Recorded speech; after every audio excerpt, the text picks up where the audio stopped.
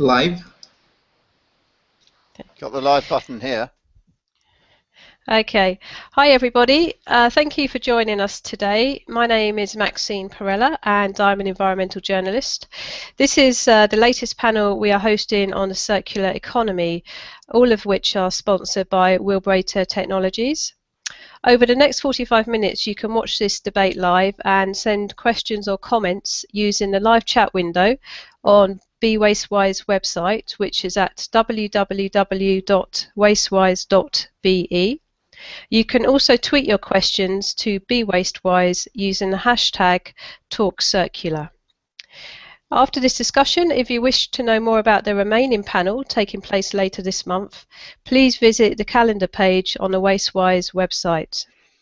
Now, the theme of our debate today is zero waste versus zero landfill. What should circular economy thinkers realistically aspire to? The definition of zero waste is open to interpretation. For some it means diverting all waste away from landfill. For others it means preventing or designing out waste altogether. There is a danger that setting zero waste targets as a first step in working towards a circular economy will send out mixed messages about the end goal. If it simply means diverting waste from landfill, that is hardly circular, as materials could just end up incinerated. So this debate will examine how we might align the more achievable goal of zero waste to landfill with more circular economy aspirations to design out waste.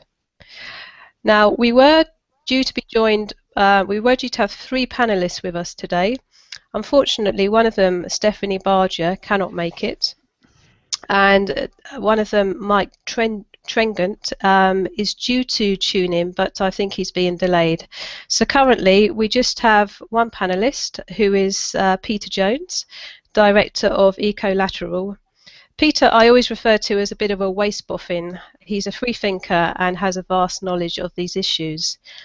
So what I'm going to do really is chat with Peter. We'll start the debate, and then hopefully we'll be joined by Mike in a few minutes. So hi Peter, welcome along. Hi Maxine, welcome to you. Now, there is a bit of ambiguity out there on what zero waste means. So what I'd like you to do is to start by summing up your interpretation of zero waste, as in what it should mean rather than what it might mean. I'll be interested to sort of get your view on this and see if your interpretation is similar to other people's out there. Right, well, I guess you know my style, Maxine, and I like to, first of all, adhere to the KISS simple, keep it simple, stupid. And that's a reference to me being stupid, not you, by the way. And I would commend to people that we will be ending up in a mess around definitions and language in this whole area, unless we actually think about parallel worlds where this has happened before. And of course, being an economist, the one that I would pull off the hook as an example is the confusion that language causes us when we talk about economics and financial flows in the economy. And as you know, you've heard me in the past, I think a number of people know that I draw strong parallels between the financial economy and the resources economy. And I think it's, as a starting point, I'd suggest that we ought to construct our thinking around the resources or physical product and goods economy in much the same way as we do around the financial economy. If you look at the confusion there, then in the financial economy, of course, we have words like GDP growth, we have inflation, we have monetary supply. And just in those 3 examples, inflation can mean different things to different people because it's different measures. GDP growth can be growing as it is now at 1 or 2%, but if population's growing by 3 or 4%, then of course people are worse off, not better off. So definitions in this new area, before we sort of start out, we're in the low foothills at the moment of this climb, are absolutely vital. And so where do we go in that? Well, I liked the idea of entropy. When you use words like waste, then if we're seeking to address a general audience, the general public think that waste is obviously closely related across the entire world. It's something that everybody does. And to talk about zero waste in terms of the public's understanding is absolutely, it's an impossible dream. I think if you ask most people in the street, will we ever function on zero waste, they would think it was utterly stupid. So that phrase in itself is not a good starting point. Landfill, well, you know, landfill again is one of these historical hang-ups that we've got. Because that technology happened to be the first arrival on the street, then it's just, we can't predicate everything around the starting point. Otherwise, we would still be designing car wheels out of stone or out of cast iron. So we must get away from the fact that we take our language going forward from the lessons of the past or the accidents of discovery that took us down a particular route. So if we had a clean sheet of paper and we said, well, how will we design the lingua franca around this process as well as the system itself as we set out on this journey, I'd like to sort of take another economic parallel where we have gross domestic product. And that's the sum of all goods and services valued in money terms that is pretty much standardized across the world. You have a question later about how we can translate these systems internationally. Well, GDP has a set of rules. Most countries adhere to it. Central banks follow the same rules. That's the sort of journey we want to establish, or destination we want to arrive at in the resources world, in my book. And I'd like to get to sort of posit the parallel to that might be gross domestic destruction. What I mean by that is that we have gross domestic consumption in money terms, and we have gross domestic consumption in terms of stuff, which people in the economic world call their standard of living. They have a fridge, they have a TV, they have a microwave, and so on and so on. So my version would be gross domestic destruction, which would be a commonly measured system whereby, in the case of the UK, each person is consuming about a ton from the mass balance consumption studies that we did. Each human in a developed Western style economy and in the middle classes in the BRIC countries is consuming about half a ton of food a year and half a ton of everything else. But to deliver that ton, then the evidence suggests from work going back to the Wuppertal Institute 20 years ago and now to the studies that we did in the mass balance studies and recent work through Imperial and so on, Imperial College in London, that there's 10 tons of inputs to 1 ton of consumption in the national economy, and then an implied further 10 tons, making a total of 20 tons of global resources embedded in 1 ton of private consumption.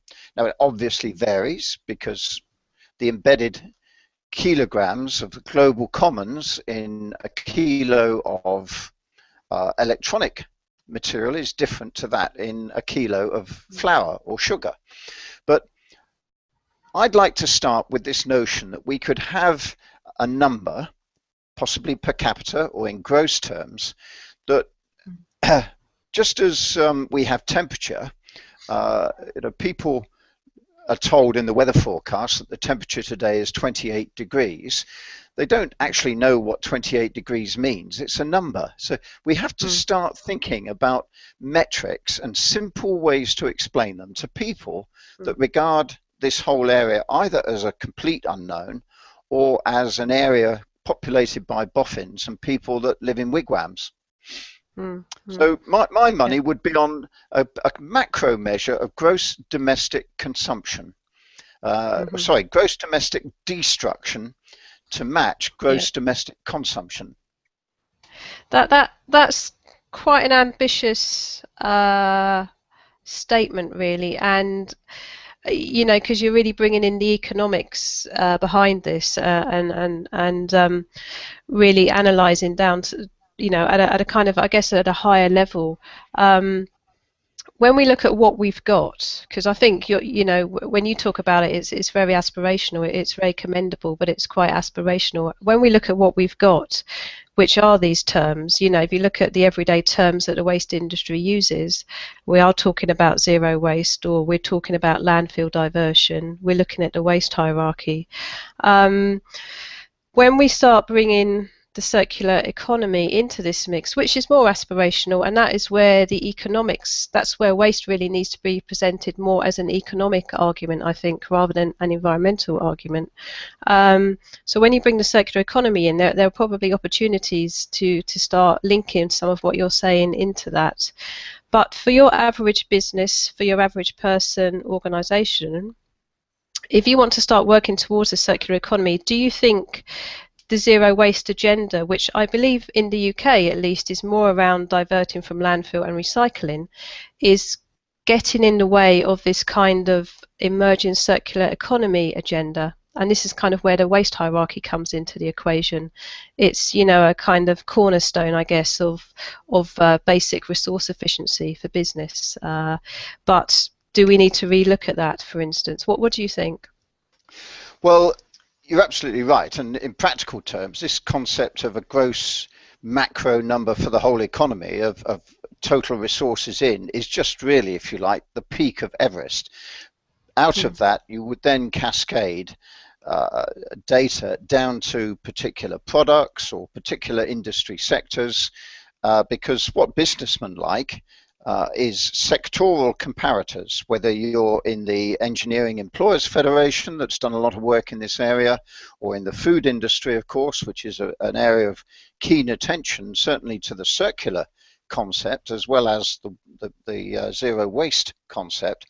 Then you need those metrics to then enable main board directors who've got 101 other important priorities on their agenda to set targets. And target setting is the mechanism, it's the process, it's the way on which you proceed in the journey.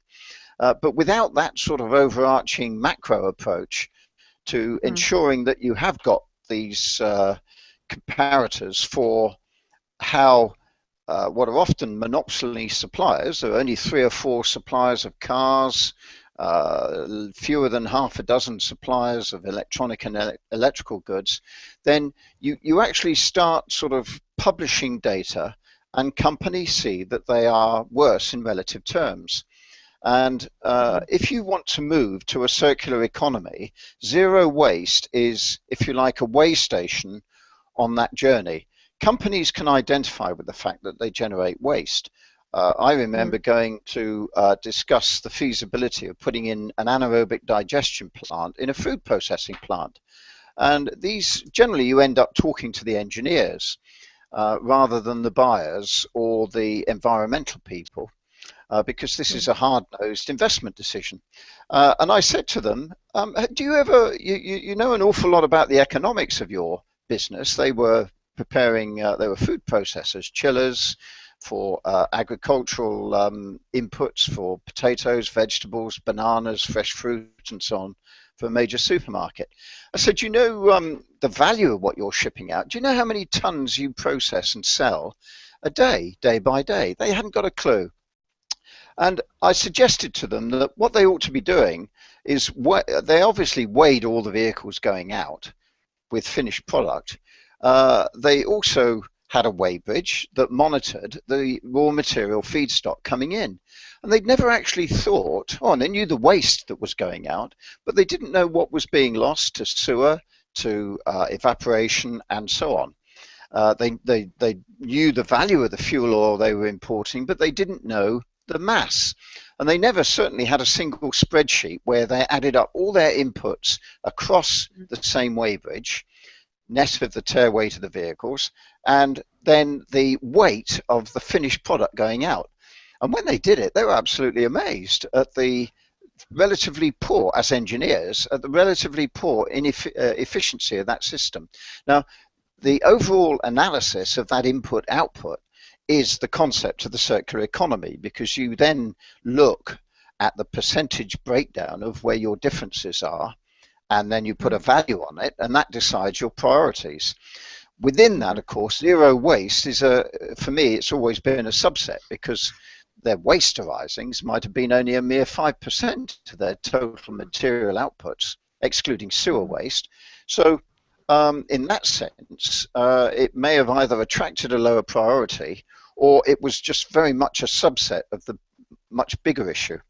And we're talking here about a standalone factory, which, if you like, for me, would be a surrogate for the entire economy. They were bringing in packaging, they were bringing in fuel oil, they could easily monitor the kilowatt hours or megawatt hours of consumption, and ascribe a notional value to that in terms of coal, oil equivalent, and so on.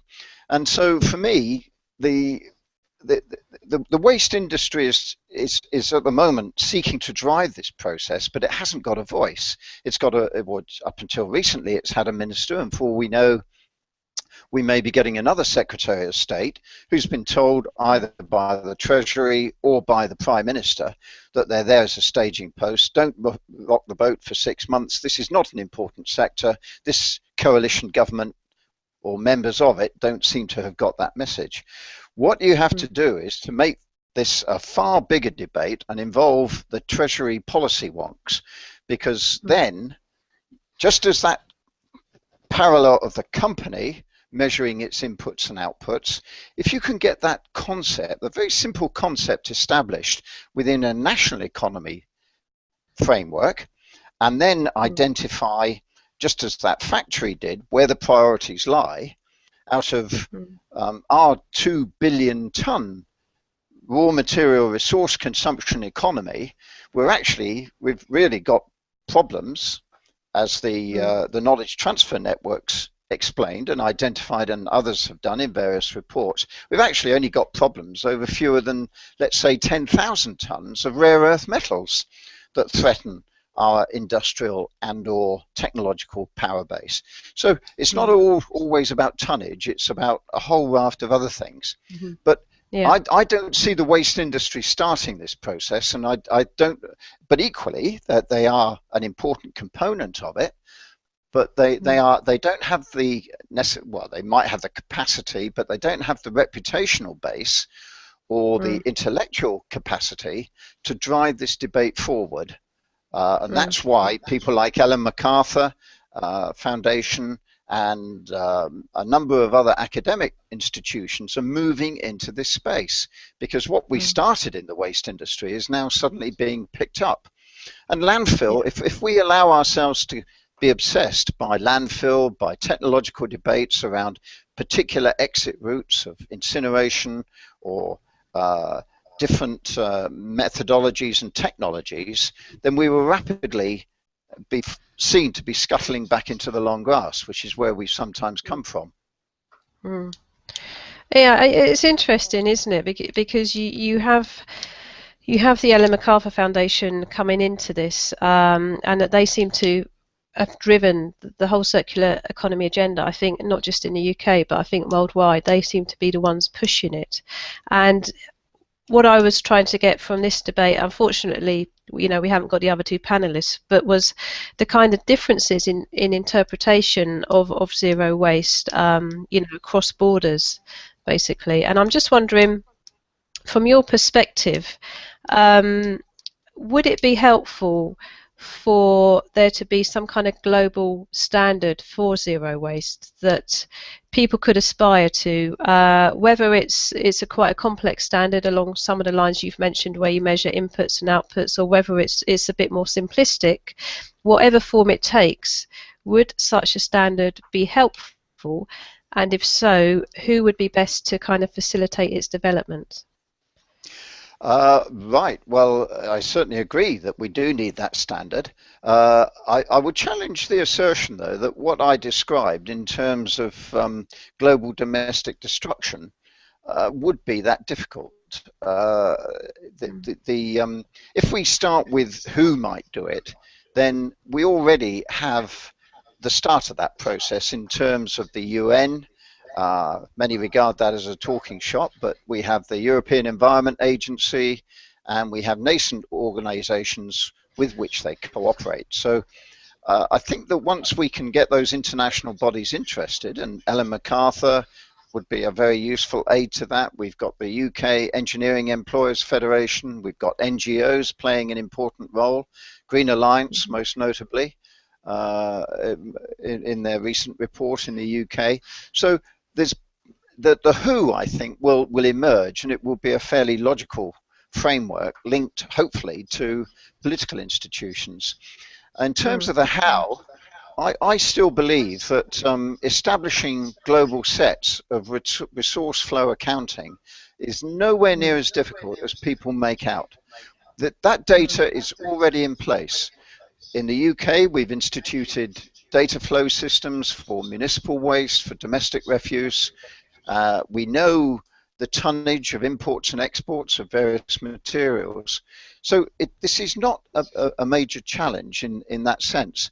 And I go back to what I was saying earlier about the parallels between the material stroke resource economy and the financial economy, because our factor of global domestic destruction easily then divides between home produced goods and imported goods. So you would then have matching balances where we can offset our international trade in inverted commas stuff. We know what we're shipping out to China. The recent Policy Connect report and Carbon Connect report on exports to China and so on and indeed to mainland Europe. This data is dotted about over the place, and I believe that only governments are in a position to undertake the collection and collation of this data. It's not difficult, and you'd immediately end up with a set of accounts. You then start seeing where these massive flows are in energy, wood, all the stupidities of importing timber from Scandinavia and America, which tick the box in economic terms, but we're using that to fuel the British electricity industry because we're chasing some sort of circular economy that we believe operates in renewable energy production, when at the same time we're shipping out timber of our own to Scandinavia, albeit of a different quality. And until you get these sets of national accounts, you don't see where the big blockages are, the big opportunities are, and then you can move on to the solutions around the so-called hierarchy, redesign, opportunities for home industries, for jobs. You then start getting innovation, academic research work and so on coming in, enabling you to drive, if you like, the internalized economy as opposed to the externalized one.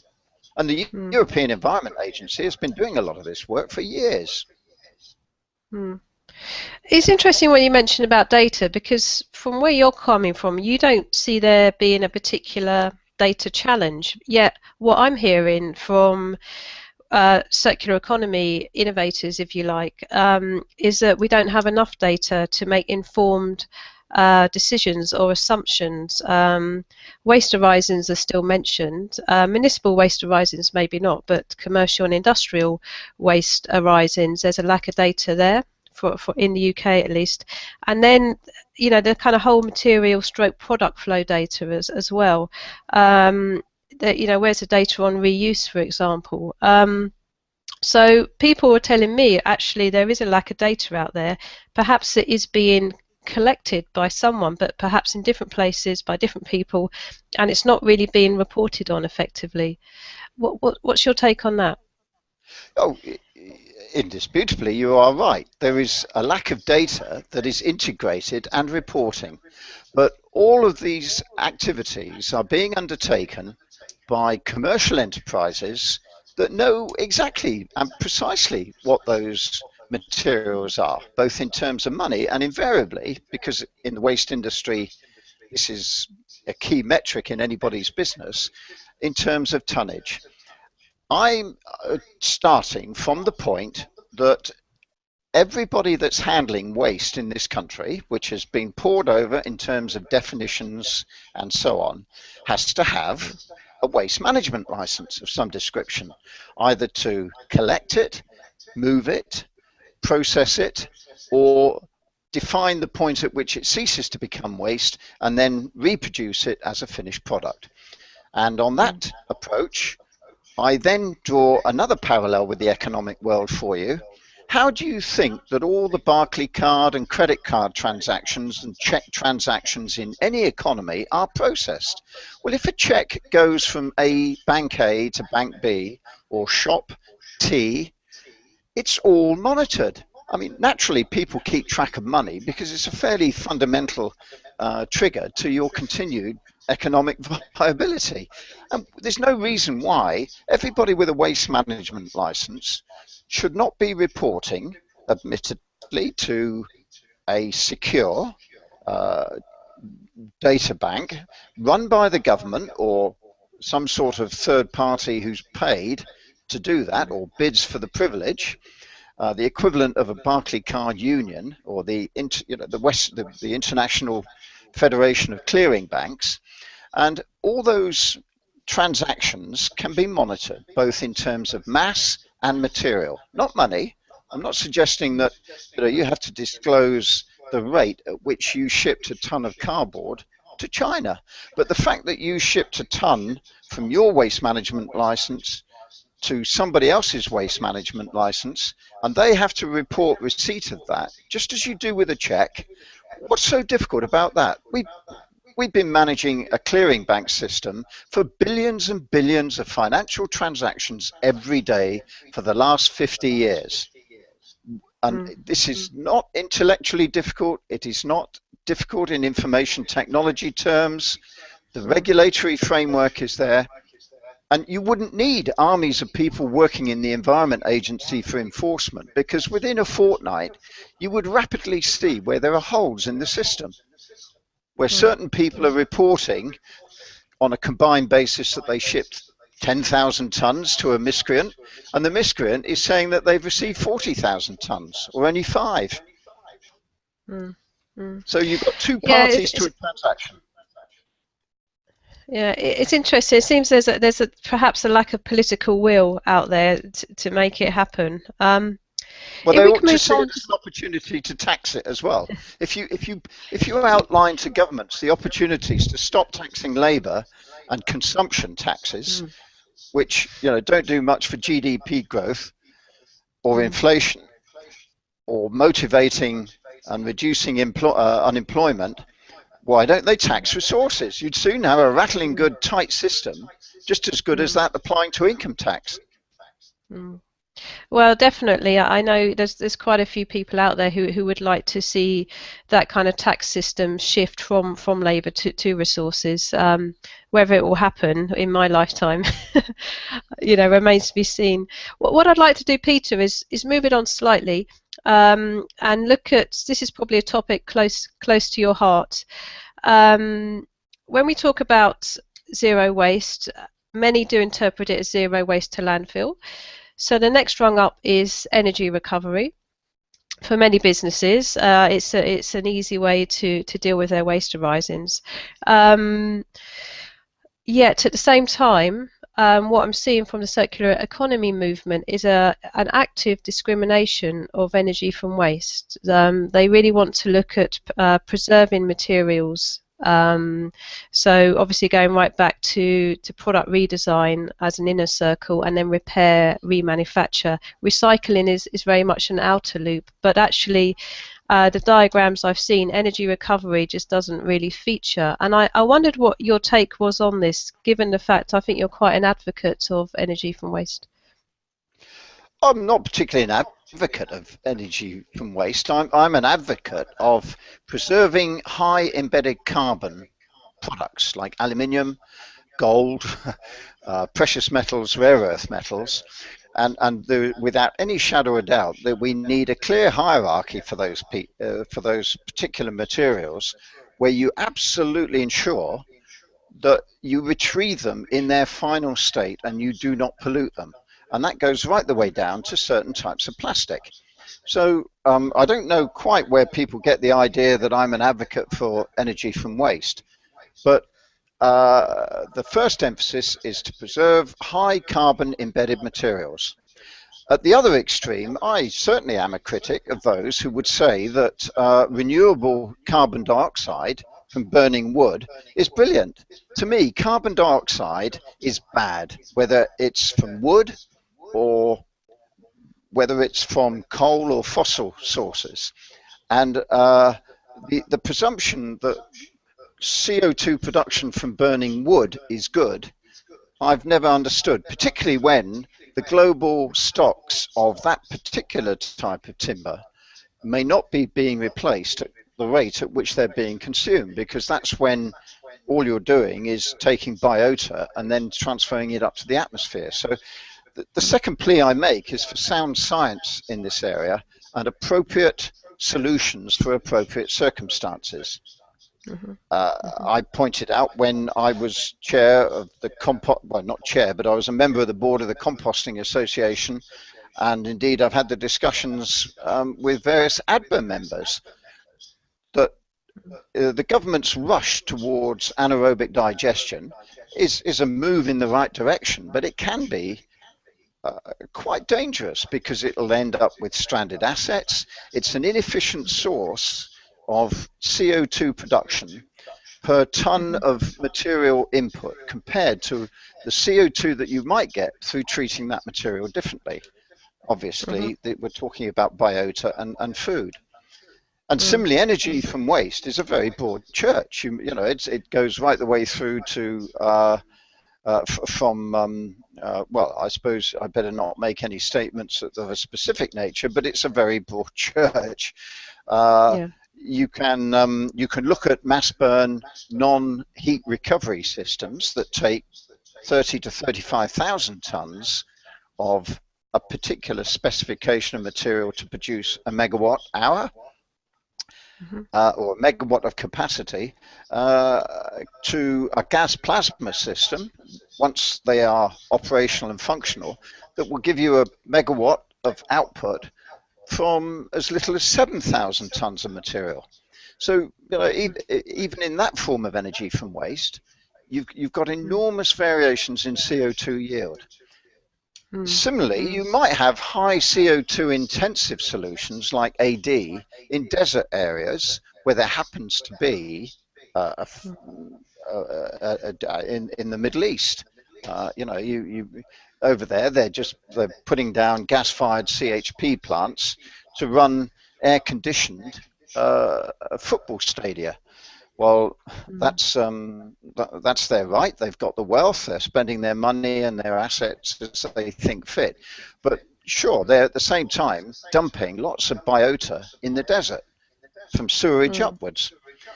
So you have to look at the issues around recycling plastic are very much associated with the downstream or upstream capacity to be able to take that. At the moment, you know, you've got these, let's call them distortions, that we are importing kilowatt hours from Canada to translate that into kilowatt hours in the grid, or indeed in some cases maybe gasifying it, when in fact we're shipping material out for different economic reasons to Germany. I think, you know, obviously David Mackay is a far more intelligent guy than I am, and I'm entirely with David. You have to have a common standard. I suggest gigajoules, but he works to kilowatt hours. What we need to do is to strip away the emotion around particular technology processes and particular feedstock streams and look at what people propose right the way across the hierarchy in terms of the entropy of those kilowatt hours. And if you really want to know what I believe is the right technology solution, in the waste industry there are only three simple precepts. What we have to, if you as a businessman are investing in a solution, whether it's recycling, whether it's remanufacturing or energy conversion to gas, transport fuels, electricity, the first rule is that if you collect a gigawatt or a million kilowatt hours of potential resources to put through your circular system, you have to achieve conversion levels of that input to sales of 60 or 70%. If you're doing that and the competitor is only doing 30 or 40% in his system, then you'll be able to make more product and make more money. If Yeah. you adhere to the second rule, which is you've got to sell those kilowatt hours for a higher price. And then the third thing you have to do is, because this is why we're in this space in the first place, you have to achieve that entropy at a higher price and higher levels of efficiency with low CO2 emissions, generally through the technology that actually converts. Now, that technology might be a MRF in the case of recycling. It might be in the case of embedded electricity in terms of cleaning, drilling, cutting, painting, and refurbishing for remanufacture, or it might be thermal oxidation, or it might be a pyrolyzer or anything else. And we've just got to get back to sound science. We've got to listen to people in the Royal Society and those august organizations that can define the standards for measuring these things. At the moment, it's a bit like people saying we ought to be eating fish on Fridays and not eating beef, or that carrots are better than parsnips, or that various types of food make us fat, other types of food cause us to lose our memory or are contributing to Alzheimer's. There is all these arguments are taking place in the absence of sound science. Okay, Peter, well, that's great. I mean, that's quite insightful advice there. I think you're offering. We're heading in now to the last 10 minutes or 7 minutes, I think. We've got some questions that have come through. So I'd like to sort of end by asking you a couple of those. I'll try and make these nice and brief. The first is, can data accounts really answer the big questions on landfill versus incineration versus zero waste? What they will do is map the landscape. They'll show you where if you're looking at a sort of three-dimensional version of the Himalayas, they'll give you the relative heights. I've been around in the game sufficiently long to remember when landfill disposals were not unadjacent to 95 million tonnes a year. They're now sub 20 million tonnes a year. And most of that material is the last knockings. There's very little ferrous, there's an awful lot of plastic there, which has implications for forward mining.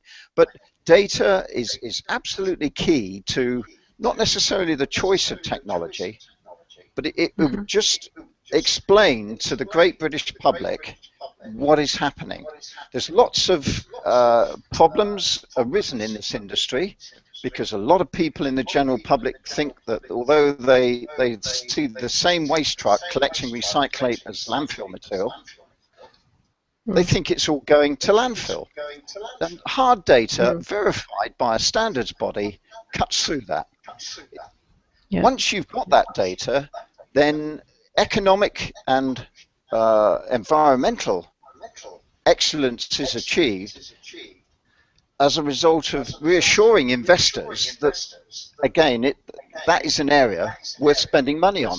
What's plaguing our industry at the moment is the fact that nobody is investing because they all want contracts to prove that you've got a guaranteed feedstock supply for your whiz-bang new technology, whether that's a recycling plant or a remanufacturing operation.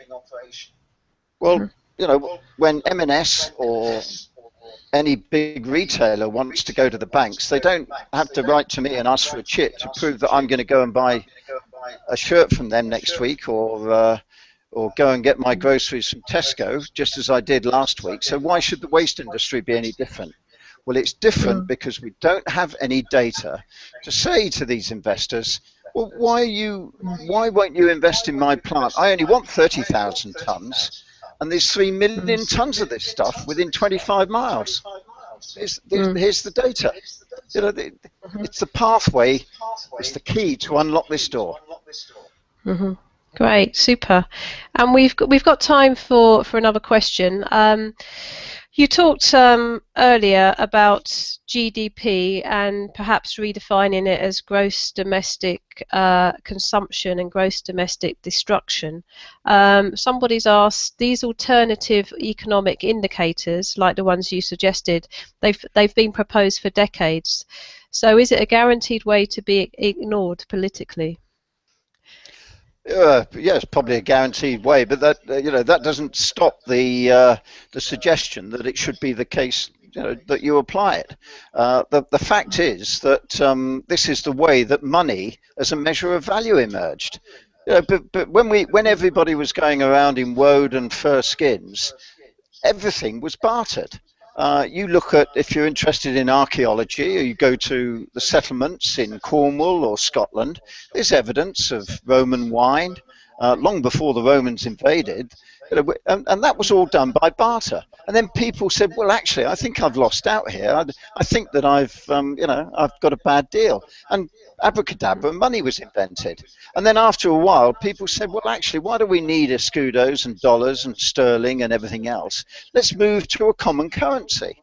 And Mm-hmm. these things obviously have got problems in their wake, but we, at the moment, this is going to happen. In 100 years' time, people will look back on what our piffling little efforts were in this area, and they will laugh and wonder why. And 10 years is no time at all. I'm an optimist. I think it's surprising that we've got as far in 10 years, but nevertheless, they'll look at us in 100 years' time when we're facing the biggest potential threat, not necessarily to civilization, but certainly we're facing a huge disruptive influence.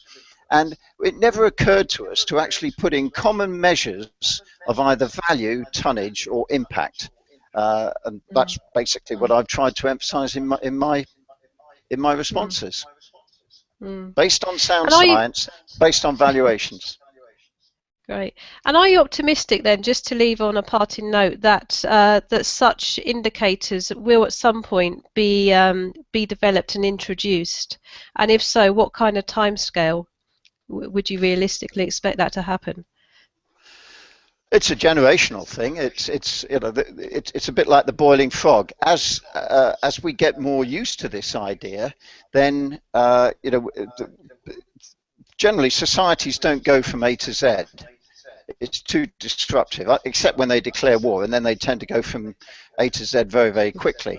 But so, on a negative suggestion, if we do get fundamental climate chaos and mass migration caused by climate impacts in other parts of the world, I think we'll move pretty fast, because the governments will need a benchmark of some description in terms of abating the cause of the problem. On an optimistic note, however, I believe that we will come to this as a logical way of actually creating an alternative economic system. It was only an accident in 1908 that the Liberals in those days had to fund old age pensions, because there were social issues around the aged. People were living longer. And it was only an accident that we started taxing incomes and started taxing consumption through purchase taxes after the war to fund the Second World War, and to an extent the First World War, that we actually started taxing consumption. Why we started there was purely ad hoc. It's got no foundation at all in any intellectual basis.